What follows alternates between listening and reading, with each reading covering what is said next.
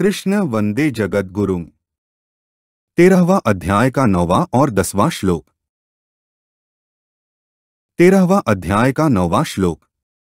इंद्रियार्थेषु वैराग्यमनहंकार एव च जन्ममृत्युजरा व्याधि दुःखदोषानुदर्शनम।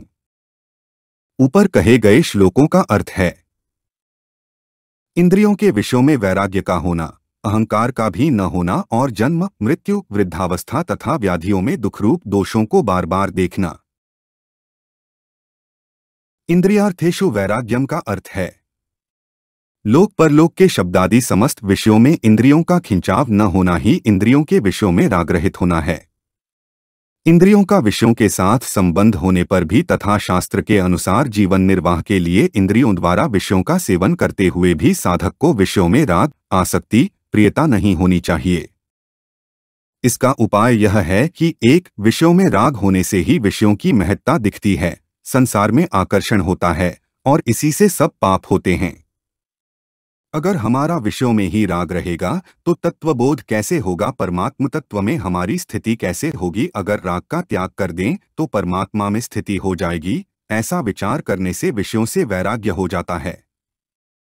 दो बड़े बड़े धनी शूरवीर राजा महाराजा हुए और उन्होंने बहुत से भोगों को भोगा, पर अंत में उनका क्या रहा, कुछ नहीं रहा। उनके शरीर कमजोर हो गए और अंत में सब चले गए। इस प्रकार विचार करने से भी वैराग्य हो जाता है।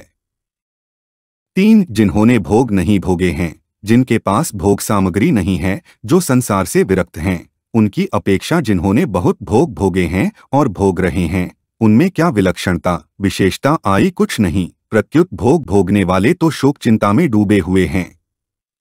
ऐसा विचार करने से भी वैराग्य होता है। अनहंकार एव च का अर्थ है प्रत्येक व्यक्ति के अनुभव में मैं हूं, इस प्रकार की एक वृत्ति होती है। यह वृत्ति ही शरीर के साथ मिलकर मैं शरीर हूं, इस प्रकार एक देशीयता अर्थात अहंकार उत्पन्न कर देती है।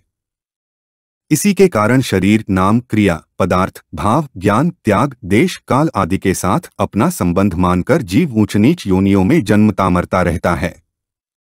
यह अहंकार साधन में प्रायः बहुत दूर तक रहता है। वास्तव में इसकी सत्ता नहीं है, फिर भी स्वयं की मान्यता होने के कारण व्यक्तित्व के रूप में इसका भान होता रहता है। भगवान द्वारा ज्ञान के साधनों में इस पद का प्रयोग किए जाने का तात्पर्य शरीर आदि में माने हुए अहंकार का सर्वथा अभाव करने में है, क्योंकि जड़ चेतन का यथार्थ बोध होने पर इसका सर्वथा अभाव हो जाता है। मनुष्य मात्र अहंकार रहित हो सकता है, इसीलिए भगवान यहाँ अनहंकार पद से अहंकार का त्याग करने की बात कहते हैं। अभिमान और अहंकार का प्रयोग एक साथ होने पर उनसे अलग अलग भावों का बोध होता है।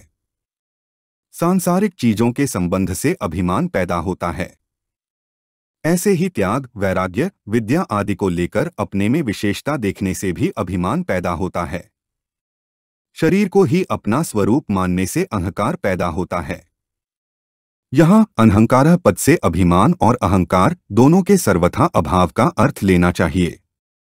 मनुष्य को नींद से जगने पर सबसे पहले अहम अर्थात मैं हूं, इस वृत्ति का ज्ञान होता है। फिर मैं अमुक शरीर, नाम, जाति, वर्ण, आश्रम आदि का हूं, ऐसा अभिमान होता है। यह एक क्रम है। इसी प्रकार पारमार्थिक मार्ग में भी अहंकार के नाश का एक क्रम है। सबसे पहले स्थूल शरीर से संबंधित धनादि पदार्थों का अभिमान मिटता है।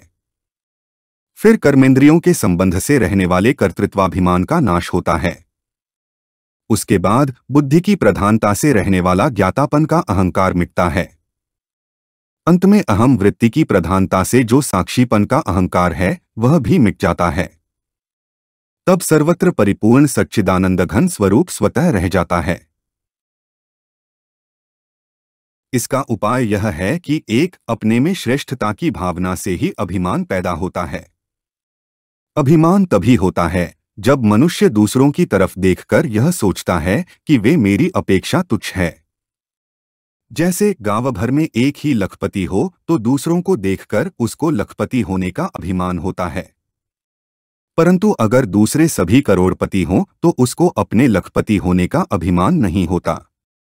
अतः अभिमान रूप दोष को मिटाने के लिए साधक को चाहिए कि वह दूसरों की कमी की तरफ कभी न देखे, प्रत्युत अपनी कमियों को देखकर उनको दूर करे। 2. एक ही आत्मा जैसे इस शरीर में व्याप्त है, ऐसे ही वह अन्य शरीरों में भी व्याप्त है। परंतु मनुष्य अज्ञान से सर्वव्यापी आत्मा को एक अपने शरीर में ही सीमित मानकर शरीर को मैं मान लेता है। जैसे मनुष्य बैंक में रखे हुए बहुत से रुपयों में से केवल अपने द्वारा जमा किए हुए कुछ रुपयों में ही ममता करके उनके साथ अपना संबंध मानकर अपने को धनी मान लेता है, ऐसे ही एक शरीर में मैं शरीर हूँ ऐसी अहंता करके वह काल से संबंध मानकर मैं इस समय में हूँ, देश से संबंध मानकर मैं यहाँ हूँ, बुद्धि से संबंध मानकर मैं समझदार हूँ, वाणी से संबंध मानकर मैं वक्ता हूँ आदि अहंकार कर लेता है। इस प्रकार के संबंध न मानना ही अहंकार रहित होने का उपाय है। 3 शास्त्रों में परमात्मा का सच्चिदानंद घन रूप से वर्णन आया है। सत यानी कि सत्ता, चित यानी कि ज्ञान और आनंद यानी कि अविनाशी सुख, ये तीनों परमात्मा के भिन्न भिन्न स्वरूप नहीं हैं, प्रत्युत एक ही परमात्म तत्व के 3 नाम हैं। अतः साधक इन तीनों में से किसी एक विशेषण से भी परमात्मा का लक्ष्य करके निर्विकल्प हो सकता है। निर्विकल्प होने से उसको परमात्म तत्व में अपनी स्वतः सिद्ध स्थिति का अनुभव हो जाता है और अहंकार का सर्वथा नाश हो जाता है। इसको इस प्रकार समझना चाहिए कि सत का तात्पर्य है कि परमात्म तत्व सदा से ही था, सदा से है और सदा ही रहेगा। वह कभी बनता बिगड़ता नहीं, कम ज्यादा भी नहीं होता, सदा ज्यों का त्यों रहता है। ऐसा बुद्धि के द्वारा विचार करके निर्विकल्प होकर स्थिर हो जाने से साधक का बुद्धि से संबंध विच्छेद हो जाता है और उस सत्तत्व में अपनी वास्तविक स्थिति का अनुभव हो जाता है। ऐसा अनुभव होने पर फिर अहंकार नहीं रहता। चित का तात्पर्य है कि जैसे प्रत्येक व्यक्ति के शरीरादि अहम के अंतर्गत दृश्य हैं, ऐसे ही अहम भी मैं, तू, यह और वह के रूप में एक ज्ञान के अंतर्गत दृश्य है। उस ज्ञान यानी कि चेतन में निर्विकल्प होकर स्थिर हो जाने से परमात्म तत्व में स्वतः सिद्ध स्थिति का अनुभव हो जाता है, फिर अहंकार नहीं रहता। आनंद का तात्पर्य है कि साधक लोग प्रायः बुद्धि और अहम को प्रकाशित करने वाले चेतन को भी बुद्धि के द्वारा ही जानने की चेष्टा किया करते हैं। वास्तव में बुद्धि के द्वारा जाने अर्थात सीखे हुए विषय को ज्ञान की संज्ञा देना और उससे अपने आप को ज्ञानी मान लेना भूल ही है।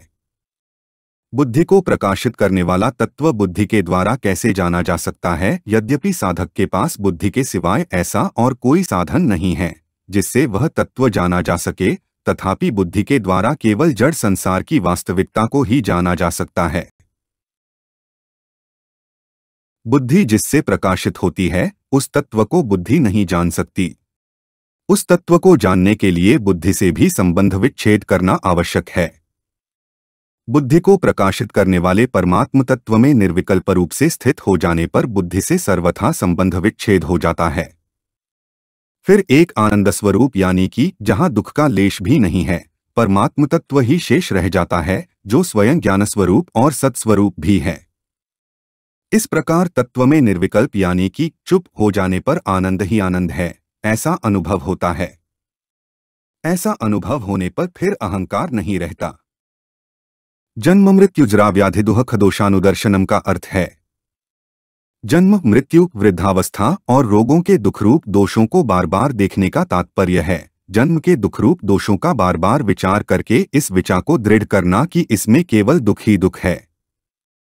जो जन्मता है उसको मरना ही पड़ता है, यह नियम है, इससे कोई बच ही नहीं सकता। मृत्यु के समय जब प्राण शरीर से निकलते हैं तब हजारों बिच्छू शरीर में एक साथ डंक मारते हों, ऐसी पीड़ा होती है। उम्र भर में कमाए हुए धन से, उम्र भर में रहे हुए मकान से और अपने परिवार से जब वियोग होता है और फिर उनके मिलने की संभावना नहीं रहती, तब ममता आसक्ति के कारण बड़ा भारी दुख होता है। इस तरह मृत्यु के दुखरूप दोषों को बार बार देखे। वृद्धावस्था में शरीर और अवयवों की शक्ति क्षीण हो जाती है, जिससे चलने फिरने, उठने बैठने में कष्ट होता है। हर एक तरह का भोजन पचता नहीं। इस तरह वृद्धावस्था के दुखरूप दोषों को बार बार देखे। यह शरीर व्याधियों का, रोगों का घर है। यहां बार बार देखने का तात्पर्य बार बार चिंतन करने से नहीं है, प्रत्युत विचार करने से है। जन्म, मृत्यु, वृद्धावस्था और रोगों के दुखों को बार बार देखने से अर्थात विचार करने से उनके मूल कारण उत्पत्ति विनाशील पदार्थों में राग स्वाभाविक ही कम हो जाता है, अर्थात भोगों से वैराग्य हो जाता है। तात्पर्य है कि जन्म, मृत्यु आदि के दुखरूप दोषों को देखना भोगों से वैराग्य होने में हेतु है, क्योंकि भोगों के राग से अर्थात गुणों के संग से ही जन्म होता है और वह संपूर्ण दुखों का कारण है। भगवान ने पुनर्जन्म को दुःखालय बताया है। 13वां अध्याय का 10वां श्लोक। असकितर्भिष्वंगः पुत्रदारगृहादिषु नित्य च समचित्तत्वमिष्टानिष्टोत्पत्तिषु। ऊपर कहे गए श्लोकों का अर्थ है आसक्तिरहित होना, पुत्र, स्त्री, घर आदि में एकात्मता यानी कि घनिष्ठ संबंध न होना और अनुकूलता प्रतिकूलता की प्राप्ति में चित्त का नित्य सम रहना। असक्तिः का अर्थ है उत्पन्न होने वाली यानी कि सांसारिक वस्तु, व्यक्ति, घटना, परिस्थिति आदि में जो प्रियता है उसको सक्ति कहते हैं। उस सक्ति से रहित होने का नाम असक्ति है। सांसारिक वस्तुओं, व्यक्तियों आदि से सुख लेने की इच्छा से, सुख की आशा से और सुख के भोग से ही मनुष्य की उनमें आसक्ति, प्रियता होती है। कारण कि मनुष्य को संयोग के सिवाय सुख नहीं दिखता, इसलिए उसको संयोगजन्य सुख प्रिय लगता है। परंतु वास्तविक सुख संयोग के वियोग से होता है, इसलिए साधक के लिए सांसारिक आसक्ति का त्याग करना बहुत आवश्यक है। इसका उपाय यह है कि संयोगजन्य सुख आरंभ में तो अमृत की तरह दिखता है, पर परिणाम में विष की तरह होता है। संयोगजन्य सुख भोगने वाले को परिणाम में दुख भोगना ही पड़ता है, यह नियम है। अतः संयोगजन्य सुख के परिणाम पर दृष्टि रखने से उसमें आसक्ति नहीं रहती। अनभिष्वंगः पुत्रदारगृहादिषु का अर्थ है पुत्र, स्त्री, घर, धन, जमीन, पशु आदि के साथ माना हुआ जो घनिष्ठ संबंध है, गाढ़ मोह है, तादात्म्य है, मानी हुई एकात्मता है, जिसके कारण शरीर पर भी असर पड़ता है, उसका नाम अभिष्वंग है। इसका उपाय यह है कि जिनके साथ अपना घनिष्ठ संबंध दिखे उनकी सेवा करे, उनको सुख पहुंचाए, पर उनसे सुख लेने का उद्देश्य न रखे। उद्देश्य तो उनसे अभिष्वंग यानी कि तादात्म्य दूर करने का ही रखे। नित्य च समचित्तत्वमिष्टानिष्टोत्पत्तिषु का अर्थ है इष्ट अर्थात मन के अनुकूल वस्तु, व्यक्ति, परिस्थिति, घटना आदि के प्राप्त होने पर चित्त में राग, हर्ष, सुख आदि विकार न हो और अनिष्ट अर्थात मन के प्रतिकूल वस्तु, व्यक्ति आदि के प्राप्त होने पर चित्त में द्वेष, शोक, दुख, उद्वेग आदि विकार न हो। तात्पर्य है कि अनुकूल प्रतिकूल परिस्थितियों के प्राप्त होने पर चित्त में निरंतर समता रहे, चित्त पर उसका कोई असर न पड़े। इसका उपाय यह है कि मनुष्य को जो कुछ अनुकूल सामग्री मिली है उसको वह अपने लिए मानकर सुख भोगता है, यह महान बाधक है। कारण कि संसार की सामग्री केवल संसार की सेवा में लगाने के लिए ही मिली है, अपने शरीरेंद्रियों को सुख पहुंचाने के लिए नहीं। ऐसे ही मनुष्य को जो कुछ प्रतिकूल सामग्री मिली है वह दुख भोगने के लिए नहीं मिली है, प्रत्युत संयोगजन्य सुख का त्याग करने के लिए, मनुष्य को सांसारिक राग, आसक्ति, कामना, ममता आदि से छुड़ाने के लिए ही मिली है। तात्पर्य है कि अनुकूल और प्रतिकूल दोनों परिस्थितियां मनुष्य को सुख दुख से ऊंचा उठाकर यानी कि उन दोनों से अतीत परमात्म तत्व को प्राप्त कराने के लिए ही मिली हैं। ऐसा दृढ़ता से मान लेने से साधक का चित्त इष्ट और अनिष्ट की प्राप्ति में स्वतः सम रहेगा।